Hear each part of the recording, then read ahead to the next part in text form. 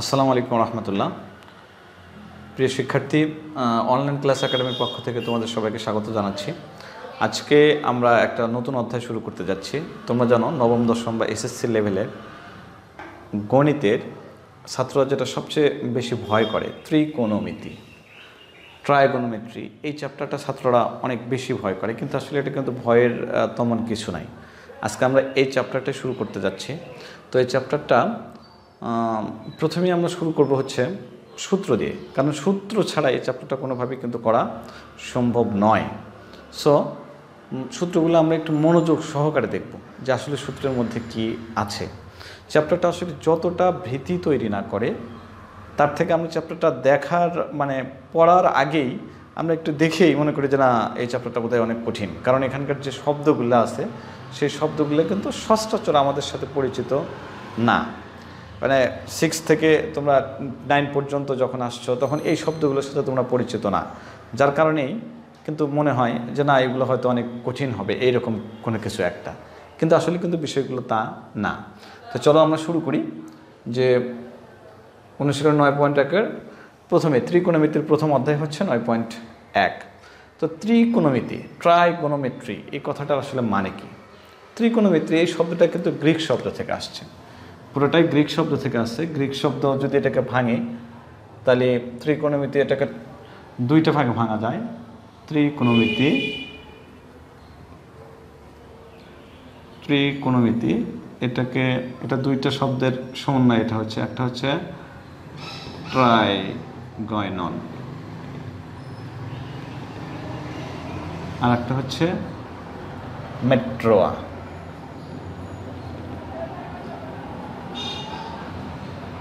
এই দুইটা শব্দের সমন্বয়ে মূলত ত্রিকোণমিতি শব্দটির উৎপত্তি। ট্রাইগয়নন এর মানে হচ্ছে ত্রিকোণ, ত্রিকোণ। আর ত্রিকোণ মানে হচ্ছে কি? ত্রিভুজ। ত্রিকোণ থেকেই কিন্তু ত্রিভুজ, ঠিক আছে। আর মেট্রো হচ্ছে পরিমাপ, পরিমাপ। তার মানে ত্রিকোণমিতির বিষয়টা এখান থেকে আমরা শব্দের বিশ্লেষণে যেটা বুঝলাম যে ত্রিকোণমিতি দুইটা শব্দ সমন্বয় করে। তো একটা হচ্ছে ট্রাইগয়নন, গ্রিক শব্দ, আর একটা হচ্ছে মেট্রোয়া। ট্রাইগয়নন হচ্ছে ত্রিকোণ, আর ত্রিকোণ মানে হচ্ছে ত্রিভুজ, কারণ ত্রিকোণ শুধুমাত্র ত্রিভুজেই থাকে। আর মেট্রোয়া মানে হচ্ছে পরিমাপ। তার মানে ত্রিভুজ সংক্রান্ত যত পরিমাপ আছে, ত্রিভুজ সংক্রান্ত যত ধরনের পরিমাপ হয়, সবগুলো পরিমাপ নিয়েই কিন্তু এই ত্রিকোণমিতির অধ্যায় কিন্তু আলোচনা করা হয়। মানে ত্রিভুজের পরিমাপ বিষয়টাই হচ্ছে এই ত্রিকোণমিতির অধ্যায়ের আলোচ্য বিষয়, সে যতভাবেই হোক না কেন।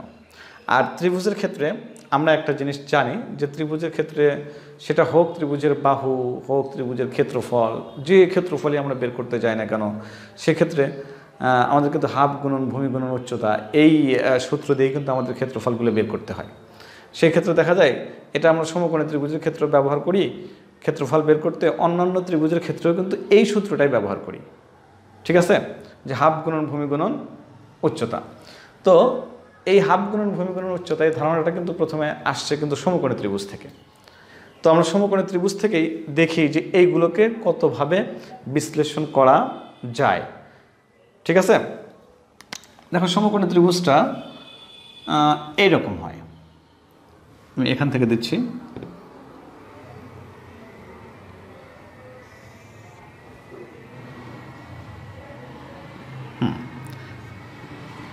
এই যে এখানে কিন্তু 90 ডিগ্রি, এখানে কিন্তু 90 ডিগ্রি। সমকোণী ত্রিভুজের ক্ষেত্রে কিন্তু বাহুর একটা আলাদা নাম আছে, আমরা পূর্বের অধ্যায়গুলোতে আলোচনা করে এসেছি, কিন্তু তারপরে এখন আমরা বলতেছি যে বাহুর একটা আলাদা নাম আছে। নামটা কি? এই সমকোণের যে বিপরীত বাহু, সমকোণ যে আছে, সমকোণের বিপরীত বাহু, এটাকে আমরা বলি অতিভুজ। এটাকে বলি অতিভুজ। আর সমকোণের সাথে সংলগ্ন যে বাহু, সেই বাহুটাকে আমরা বলবো হচ্ছে, একটা হচ্ছে লম্ব আর একটা হচ্ছে ভূমি। যদি আমরা এটাকে ভূমি ধরি তাহলে এটা লম্ব, আর যদি এটাকে লম্ব ধরি তাহলে এটাকে যদি লম্ব ধরি তাহলে এটা ভূমি, ঠিক আছে। এই লম্ব ভূমিটা আমরা দুইভাবে ধরতে পারি। লম্ব ভূমিটাকে আমরা দুইভাবে ধরতে পারি। কেমন দুইভাবে ধরতে পারি? দেখো এই চিত্রটাকে যদি আমি এইখানে আবার আঁকি, এই জিনিসগুলো আমাদের কিন্তু জানা দরকার, কারণ অঙ্ক করতে কিন্তু আমরা এগুলো লাগবে।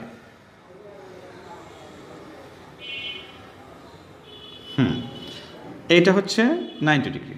দেখো এইখানে যে কোণটা উৎপন্ন হয় এগুলো কিন্তু সূক্ষ্মকোণ, সূক্ষ্মকোণ, এটাও সূক্ষ্মকোণ, এটাও সূক্ষ্মকোণ, মানে 90 ডিগ্রির থেকে ছোট। এখন তুমি যদি এই কোণের সাথে বাহুগুলোকে তুলনা করতে যাও, এই কোণের সাথে বাহুগুলোকে তুলনা করতে যাও, তাহলে এটা তো অতিভুজের কোনো সমস্যা নাই, অতিভুজ অতিভুজি, অতিভুজ অতিভুজি। যদি এই কোণের সাথে বাহুগুলোকে তুলনা করতে যাও তাহলে এই কোণের বিপরীতে যে বাহু সেটা হবে লম্ব, এই কোণের বিপরীতে যেটা বাহু সেটা কিন্তু হবে বলকা লম্ব, অর্থাৎ এর বিপরীত বাহু বলকা এইটা, এটা হবে লম্ব, ঠিক আছে। আর এটা লম্ব হলে এটা অতিভুজ, তাহলে এটা হবে ভূমি। বিষয়টা হচ্ছে আমি কোন সূক্ষ্মকোণের হিসেবে আমি এই বাহুগুলোকে ধরতে চাই, কোন সূক্ষ্মকোণ, এটা না এটা। এখন যদি এইটার হিসেবে ধরি, এইটার হিসেবে ধরি তাহলে কি হতে পারে? আর একটা চিত্র আমি যাই,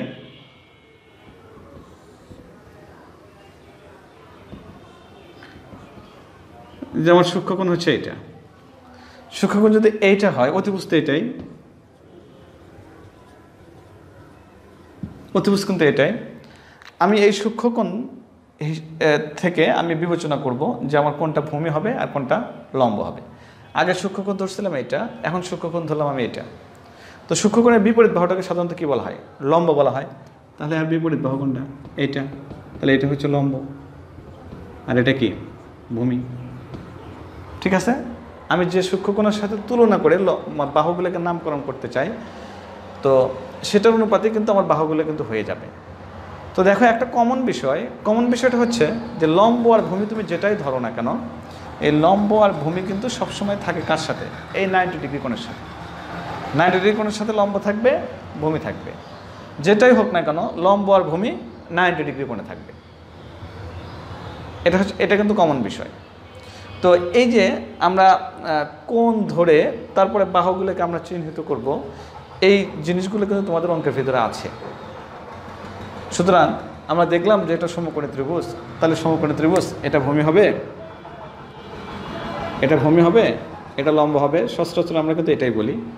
কিন্তু মেন বিষয়টা হচ্ছে যে আমি দেখব যে আমার সূক্ষ্মকোণ কোনটা, কোন সূক্ষ্মকোণের হিসেবে আমি এই বাহুগুলোর নামকরণ করতেছি, ঠিক আছে। আচ্ছা, এখন দেখো এই যে সমকোণী ত্রিভুজের যে 3টা বাহু পাইলাম আমরা, আমি এটা মিশে দিচ্ছি, সমকোণী ত্রিভুজের আমরা 3টা বাহু পাইলাম, এই বাহুগুলোর কিন্তু তুলনা করা যায়, একটার সাথে আরেকটাকে তুলনা করা যায়, একটার সাথে আরেকটাকে তুলনা করা যায়। এই তুলনাগুলোকে বলা হয় যে সূক্ষ্মকোণের ত্রিকোণমিতিক অনুপাত। কি বলা হয়? সূক্ষ্মকোণের ত্রিকোণমিতিক অনুপাত, এই তুলনাগুলোকে বলা হয়। আমরা একটু লিখি, সূক্ষ্মকোণের ত্রিকোণমিতিক অনুপাত।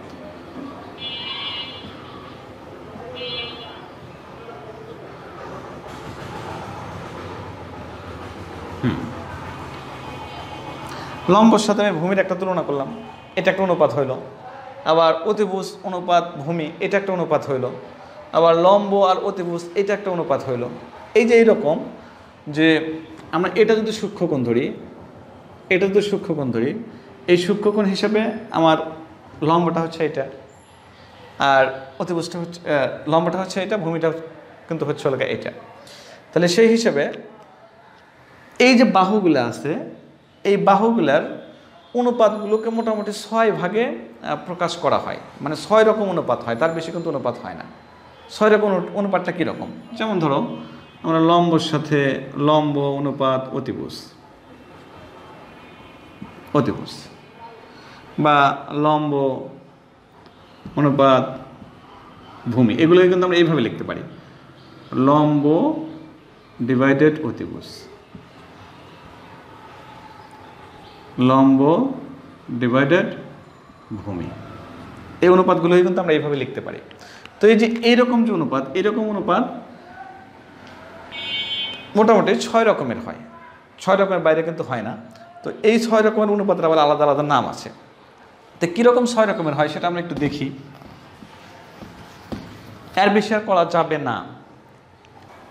হ্যাঁ, প্রথমে আমি দিচ্ছি যে লম্ব বাই অতিভুজ, লম্বর সাথে অতিভুজের তুলনা, লম্ব বাই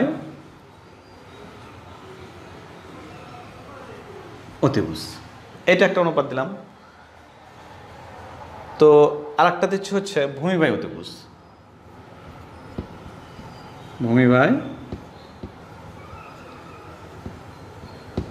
অতিভুজ, লম্ব বাই অতিভুজ, ভূমি বাই অতিভুজ। আর একটা দিই লম্ব বাই ভূমি।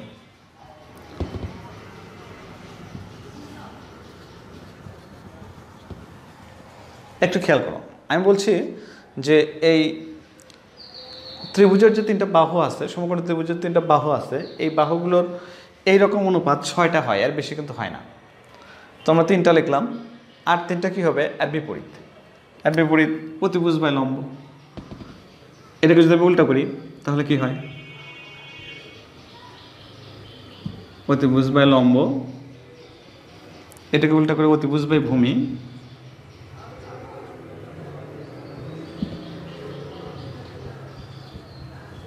আর এটাকে যদি উল্টা করি, ভূমি যাবে উপরে, লম্ব আসবে নিচে।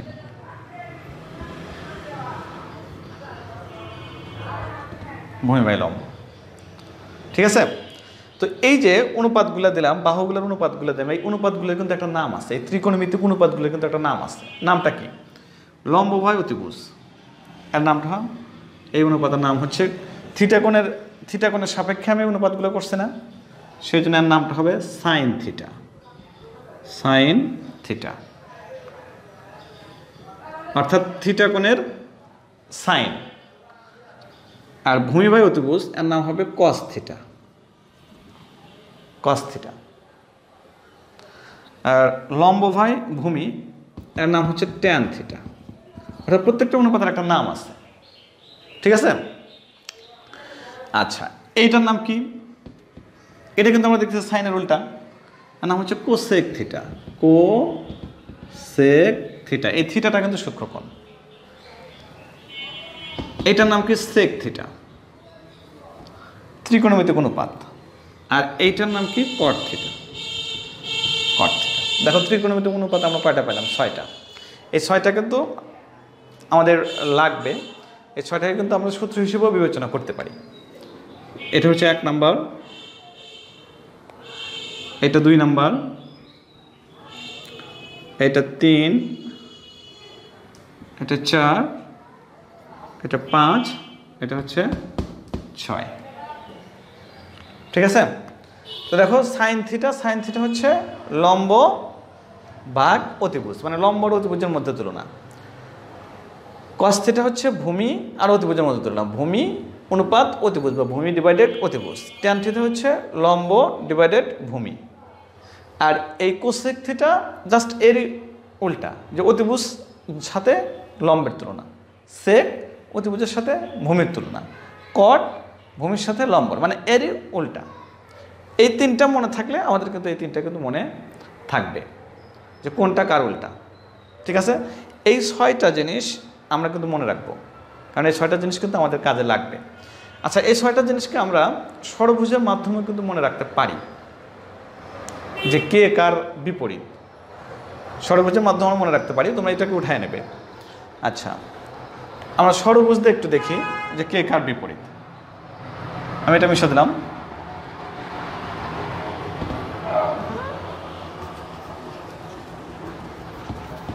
একটা ষড়ভুজ আমরা আঁকাই।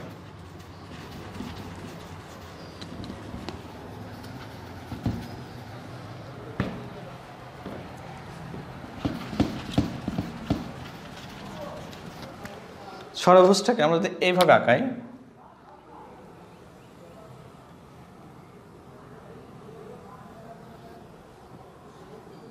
এদিকে দিয়ে দিলাম,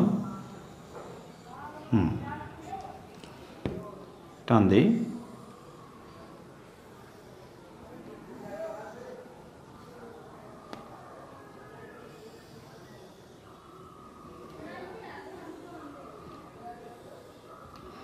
একটা ষড়ভুজ আঁকলাম। তো ষড়ভুজ এখানে আমরা দিই কোসেক থিটা, এটা কট থিটা হচ্ছে কোসেক কট, আর হচ্ছে কস থিটা। ঠিক আছে? আচ্ছা, এইখানে দিই সাইন থিটা, এটা হচ্ছে সেক, এটা হচ্ছে ট্যান থিটা। দেখো ষড়ভুজের মাধ্যমে কিন্তু অতি সহজেই কিন্তু আমরা এই বিপরীত অনুপাতগুলো, এই ত্রিকোণমিতিক অনুপাতগুলো কিন্তু মনে রাখতে পারি। কেমনে? দেখো এই উভয় পাশে, মানে এই পাশে ডান পাশে আমি কিন্তু সব কস আলা সি আলাগুলো লিখছি, cosec theta, cot theta, cos theta. আর এই দিকে দেখো কস থিটা উল্টা কি সেক থিটা, ঠিক আছে? কোসেক থিটার উল্টা কি সাইন থিটা, কট থিটার উল্টা কি ট্যান থিটা। এখানে যদি আমি 1 দিই, এখানে যদি একটু 1 ব্যবহার করি, তাহলে দেখো এখান থেকে কিন্তু স্পষ্টতই বোঝা যাচ্ছে কে কার উল্টা। সাইন থিটার উল্টা হচ্ছে কোসেক থিটা, সেক থিটার উল্টা হচ্ছে কস থিটা, আর ট্যান থিটার উল্টা হচ্ছে কট থিটা। এই ষড়ভুজটাকে যদি আমরা মনে রাখি, তাহলে কিন্তু এটা আমরা অতি সহজেই কিন্তু আমরা বুঝতে পারবো, মানে আমাদের মাথার ভিতরে ক্যাচ করবে যে আসলে কে কার উল্টা। আমরা এটা মুখস্থ রাখবো, তারপর মুখস্থ তো রাখবোই, কিন্তু এই টেকনিকগুলো আমরা মনে রাখবো। হঠাৎ করে যদি ভুলে যাই, এই ষড়ভুজটার কথা মনে হইলেই আমাদের কিন্তু মনে হবে যে না, এটা এর উল্টা। এবং ষড়ভুজটা কিন্তু অত্যন্ত সোজা, যে আমরা এই ডান পাশে সব সি আলাগুলো রাখবো, যে ত্রিকোণমিতিক অনুপাত যে সি, প্রথম অক্ষর যে সি আছে সেগুলো রাখবো হচ্ছে ডান পাশে, কোসেক, কট, কস। এগুলো থেকে কিন্তু সূত্র বানানো যায়। এদের নিজেদের মধ্যে কিন্তু এই কে কার উল্টা এই হিসেবে কিন্তু এরা নিজেদের মধ্যে কিন্তু সূত্র তৈরি করছে। কেমন তৈরি করছে? সূত্র না, মানে এদের মধ্যে সম্পর্ক তৈরি হয়েছে, সেটাকে আমরা সূত্র হিসেবে বিবেচনা করি, কারণ হচ্ছে এগুলো আমাদের অঙ্কে কাজে লাগে। কেমন করে দেখো, প্রথমে আসি সাইন, 1 নম্বর সাইন থিটা সমান, আচ্ছা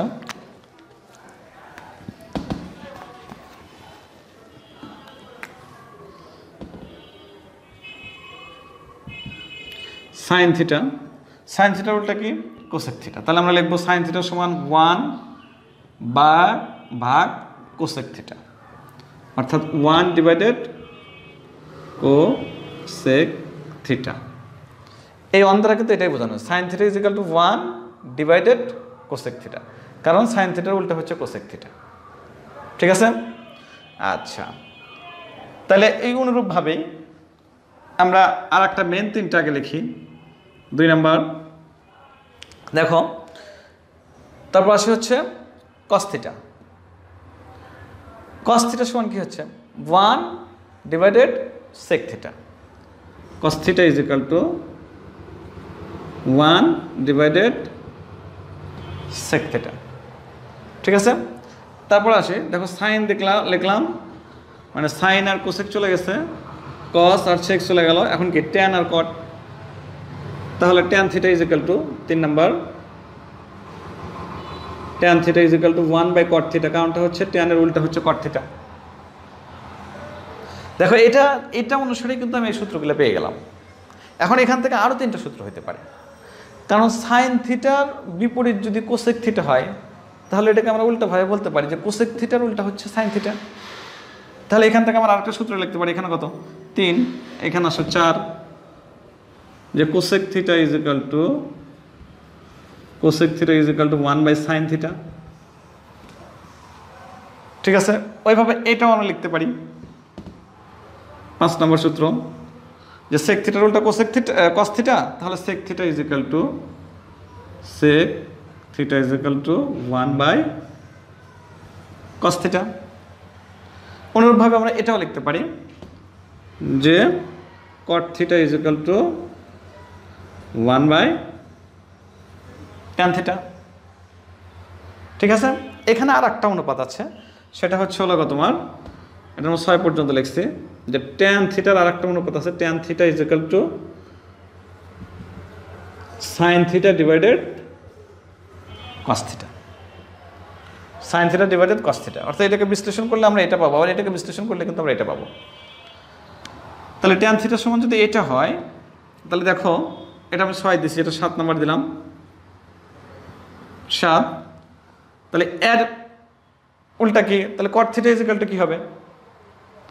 cot theta is equal to হবে এরই উল্টা, অর্থাৎ 8 নম্বরের বেলায় হচ্ছে cot theta is equal to যে tan theta is equal to sin theta divided cos theta, আর cot theta is equal to হবে cos theta divided sin theta। ঠিক আছে, এটা এই জিনিসটা কিন্তু আমরা এগুলো বিশ্লেষণ করেই কিন্তু পাবো, এগুলো বিশ্লেষণ করেই কিন্তু আমরা পাবো। তো এই তিনটা যদি আমি মনে রাখতে পারি, এই একটা চারটা যদি মনে রাখতে পারি, আর চারটা কিন্তু সোজা, কারণ হচ্ছে এরই উল্টা হচ্ছে এটা। ঠিক আছে, তো আমরা এর আগে পড়লাম 4টা ত্রিকোণমিতিক অনুপাত, 6টা sine theta, cos theta, sec theta, cosec theta, cot theta. তো এর আগে যে আমরা 6টা পড়লাম বাহু অনুপাত দিয়া, আবার এই ত্রিকোণমিতিক অনুপাতগুলোর মধ্যে নিজেদের মধ্যে যে সম্পর্ক, সেই সম্পর্ক দিয়ে কিন্তু আমরা এখানে পড়লাম হচ্ছে 8টা সূত্র। এই সূত্রগুলো কিন্তু আমাদের মনে রাখতে হবে একদম, মানে আমরা টেকনিক দিয়ে মনে রাখবো, কিন্তু আমাদের একদম ছোটস্থ থাকতে হবে, কারণ তা না হলে কিন্তু আমরা অঙ্কগুলো কোনোভাবেই কিন্তু করতে পারবো না।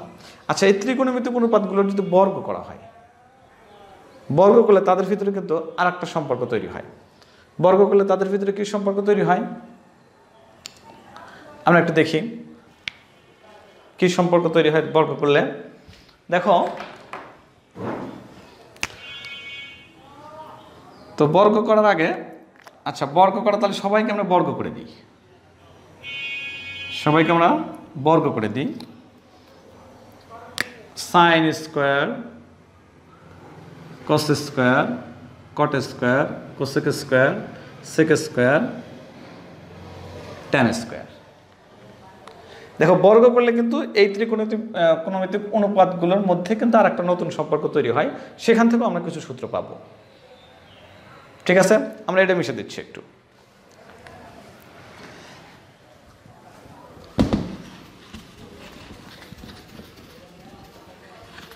এই চ্যাপ্টারে সর্বসাকল্যে তোমার সূত্র আছে 20টা থেকে 21টা, এর বেশি কিন্তু সূত্র নাই, সুতরাং ভয় পাওয়ার কোনো কারণই নাই। আর আমরা যদি এরকম টেকনিক করে মনে রাখি তাহলে কিন্তু আরও সোজা। দেখো, বর্গ করে আমরা সম্পর্কগুলো তৈরি করবো হচ্ছে এইভাবে। আমরা এইখান থেকে এই দিকে অ্যারো দিচ্ছি,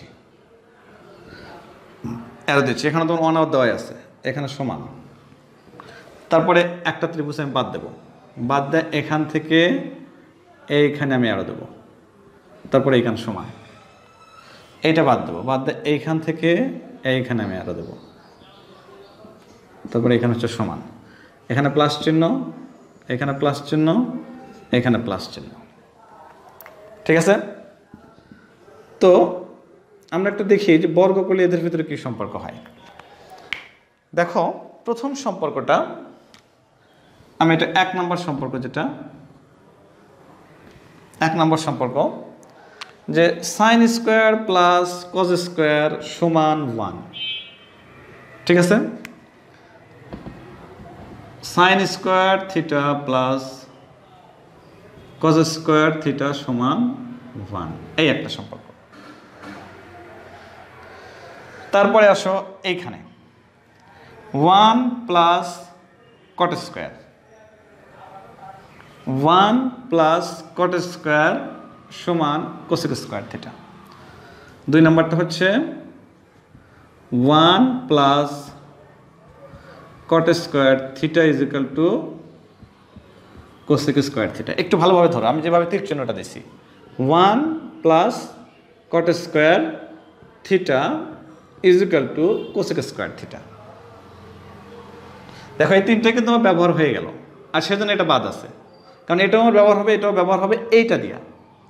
আমরা এইটাতে তীর চিহ্ন দিই নাই, তার মানে এগুলো ব্যবহার হচ্ছে না তা কিন্তু না। দেখো, এটাতে আমি তীর চিহ্ন দিই নাই, কিন্তু এটা ব্যবহার হয়েছে।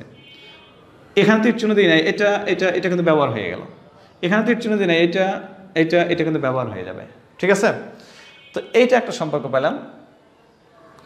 তো আর একটা 3 নাম্বারটা হচ্ছে কি, 3 নাম্বারটা হচ্ছে দেখো, tan square theta plus 1 is equal to sec square theta.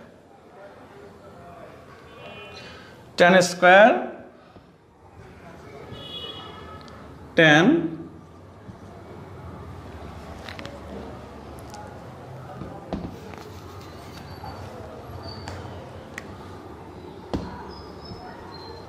tan square theta plus 1 is equal to sec square theta. এই যে tan square theta plus 1 is equal to sec square theta. তাহলে বর্গ করে আমরা কয়টা সূত্র পাইলাম? 3টা সূত্র পাইলাম। ঠিক আছে, কেমনে পাইলাম বুঝতে পারছো তো অবশ্যই।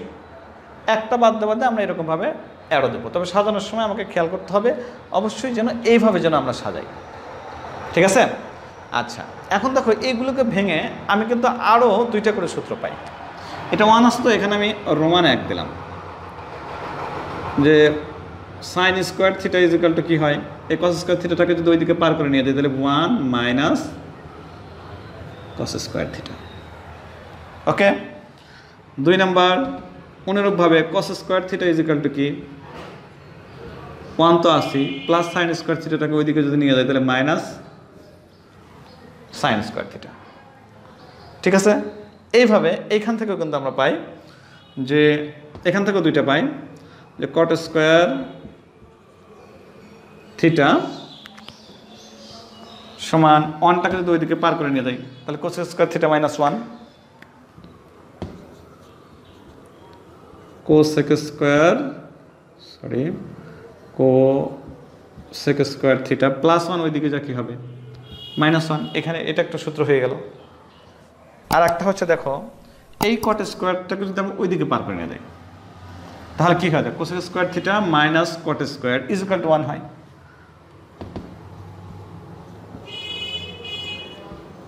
কোসেক স্কোয়ার থিটা এই প্লাস কট স্কোয়ার যদি ওইদিকে নিয়ে যায় তাহলে minus cot square theta is equal to 1।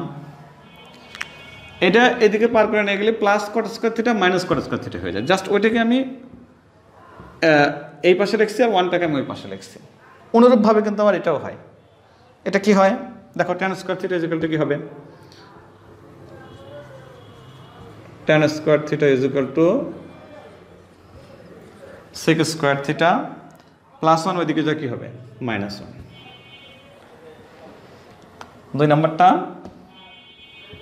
এই যে অনুরূপ এটার মতোই sec স্কোয়ার থিটা আছে, tan স্কোয়ার যদি ওইদিকে পার করে নিয়ে যায় তাহলে sec square theta minus tan square theta is equal to 1। sec square theta minus tan square theta is equal to 1। দেখো এই বর্গের অর্থাৎ ত্রিকোণমিতিক অনুপাতের যে বর্গের, এটা কিন্তু বর্গের সূত্র, এগুলো হচ্ছে বর্গের সূত্র। বর্গের ত্রিকোণমিতিক অনুপাতের বর্গের সূত্র হচ্ছে হলো এইগুলো। তাহলে কিন্তু এই 9টা সূত্র আমরা পাই। তাহলে কি পাইলাম আমরা, মোট কয়টা সূত্র পাইলাম? প্রথমে sine theta is equal two লম্ব বাই অতিভুজ, অর্থাৎ এইরকম আমরা পাইছি হচ্ছে 6টা। তারপরে পাইছি মানে এদের ভিতরে আন্তঃসম্পর্ক বিপরীত দিয়া আমরা লিখলাম অলকা কয়টা, 8টা। সাইন থিটা সমান 1 by cosec theta, cosec theta সমান 1 বাই সাইন থিটা, এরকমভাবে লিখলাম 8টা। তাহলে 6টা আর 8টা 14টা আর হচ্ছে হলো এই 9টা। তাহলে কয়টা হয়ে গেল, এই 9টা ওই 22-23টা আর কি। এই কয়টাই কিন্তু আমাদের লাগবে। এই কটা সূত্রের বাইরে কিন্তু আমাদের আর কোনো সূত্র লাগবে না। তো এই জিনিসগুলো আমরা একটু দেখলেই হয়ে যাবে। আর তোমরা যদি ষড়ভুজের এই বিষয়টা যদি একটু চিন্তা করো তাহলে কিন্তু তোমরা ভুলবে না। এখানে তোমরা ডাইরেক্ট মুখস্থ করলেও কিন্তু হবে, মুখস্থ করলেও কিন্তু কোনো সমস্যা নাই, কিন্তু মুখস্থ করতে অনেক সময় একটু ওলটপালট হতে পারে। সেক্ষেত্রে এই ষড়ভুজের চিত্রটা যদি তোমাদের মাথার ভিতরে থাকে তাহলে কিন্তু ওলটপালট হওয়ার কিন্তু আর কোনো সম্ভাবনা নাই। এটা মাথার ভিতরে একদম সেট করে নেবে যে একটা ষড়ভুজ আছে, সেই ষড়ভুজের ডাইন পাশে সবগুলো হচ্ছে সি দিয়া, কোসেক, কট, সেক, তারপরে জাস্ট এগুলোর উল্টা এখানে লিখে দেবা। এই চিত্রটা মাথার ভিতরে সেট করে থাকলেই, যদি সেট হয়ে থাকে তাহলে এই 9টা আর আগে যে আমরা 8টা লিখলাম একদম পানির মতো সোজা। ঠিক আছে, তো এই সূত্রগুলো তোমরা মুখস্থ করবে। আর পরে আমরা এই চ্যাপ্টারের অঙ্কগুলো ধারাবাহিকভাবে দিতে থাকবো। এই পর্যন্ত তোমরা ভালো থাকো আর আমাদের চ্যানেলে থাকো, সাথে থাকো। তো ইনশাল্লাহ যদি আমরা প্রথম থেকে শেষ পর্যন্ত এই অঙ্কগুলো করি, দেখি, ভিডিওগুলো দেখি, তাহলে আমাদের এই বিষয়ে অর্থাৎ ত্রিকোণমিতি নিয়ে আর কোনো টেনশন থাকবে না ইনশাল্লাহ, এটা বলা যেতে পারে। ওকে, খোদা হাফেজ।